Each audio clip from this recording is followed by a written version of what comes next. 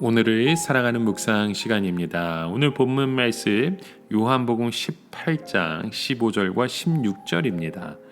시몬 베드로와 또 다른 제자 하나가 예수를 따르니 이 제자는 대제사장과 아는 사람이라.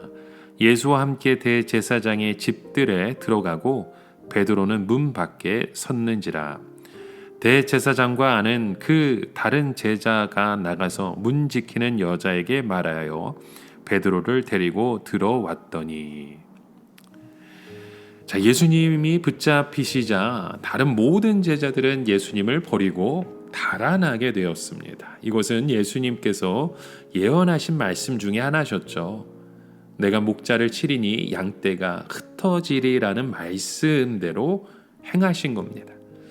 목자가 죽으면 양들은 가까운 숲속에 들어가서 숨어 있게 됩니다. 왜냐하면 지금은 맹수들이 양들을 잡아먹으려고 돌아다니고 있기 때문이죠.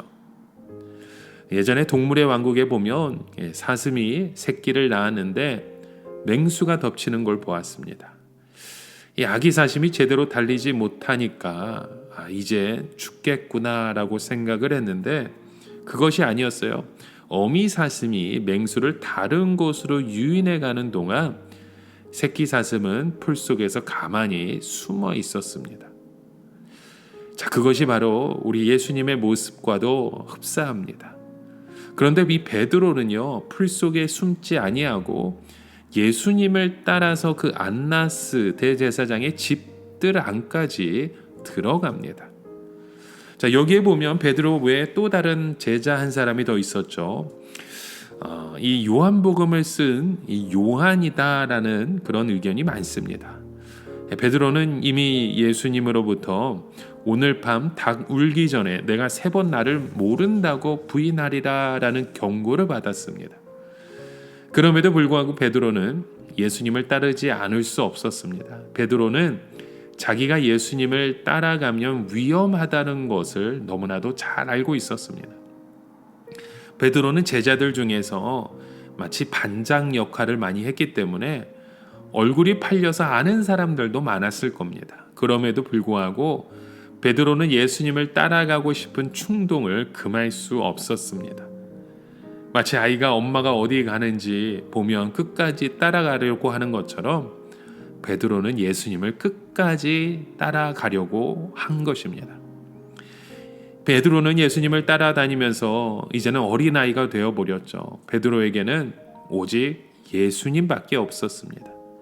예수님은 분명히 베드로에게 다른 제자들을 지키라고 명령하셨는데 그런 말씀은 귀에 들어오지도 않았던 것이죠. 베드로는 대제사장의 집 문 밖에서 들어가지 못하고 서 있으니까 문지기를 아는 그 제자가 이야기를 해 주어서 뜰 안에 들어갈 수 있었습니다. 그런데 문지키는 여자가 베드로를 보더니 당장에 너도 이 사람의 제자 중에 하나인 것 같다는 얘기를 하죠.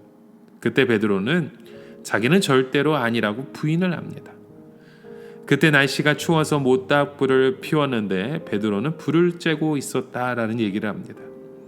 그때 베드로의 얼굴을 보고 어떤 하인이 너는 예수의 제자가 아니냐 묻습니다. 베드로는 또 자기는 절대 아니라고 부인을 합니다. 다른 성경에 보면 저주까지 했다고 하죠. 아마 욕을 하면서 침을 뱉으면서 부인을 했는지 모릅니다. 그런데 그 자리에 베드로가 귀를 벤 그 종의 친척이 거기에 있다가 베드로를 보고 너가 그 동산에 있었다라는 얘기를 합니다. 그때 베드로는 또 부인을 합니다. 그러자 예수님의 말씀대로 닭이 웁니다. 여기서 베드로는 처음부터 자기 안에 예수님을 따라가고 싶은 충동과 따라가서는 안 되는 예수님의 말씀 사이에 긴장이 있었습니다. 예수님은 처음부터 내가 닭이 울기 전에 3번 나를 부인하리라 말씀하신 것은 오늘 밤에 베드로에게 지금까지 신앙생활을 해온 것을 다 엎어버릴 수 있는 위기가 찾아온다는 것입니다.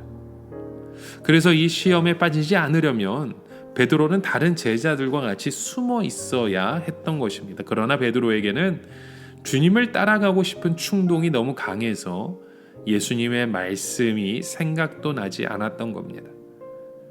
여러분, 우리가 신앙이 어렸을 때에는 우리가 하고 싶은 충동이 너무 강해서 다른 것이 일체 우리의 머릿속에 들어오지 않을 때가 있습니다. 지금 베드로의 상태가 바로 그런 것이었죠. 영적으로는 완전히 어린아이와 같은 모습입니다. 그래서 베드로는 예수님의 말씀은 일체 귀에 들어오지 않았기에 어린아이가 엄마를 따라가려고 떼를 쓰듯이 예수님을 따라가고 있었던 겁니다. 자, 그러면 베드로는 어떻게 해야만 하는 것입니까? 아무리 예수님을 따라가고 싶어도 그 충동을 하나님의 말씀으로 누르고 다른 제자들과 같이 숨어 있어야 했습니다. 그러나 베드로는 예수님의 말씀을 생각하지 않았기 때문에 두 번이나 위기를 자초합니다. 한 번은 잡으러 온 사람들에게 칼을 휘둘러서 싸우려고 한 것이고, 다른 한 번은 대제사장 안나스의 집들 안까지 들어온 것입니다. 베드로는 이미 얼굴이 팔려 있었기 때문에 대제사장의 집에서 그의 얼굴을 알아본 사람이 3사람이나 되었습니다.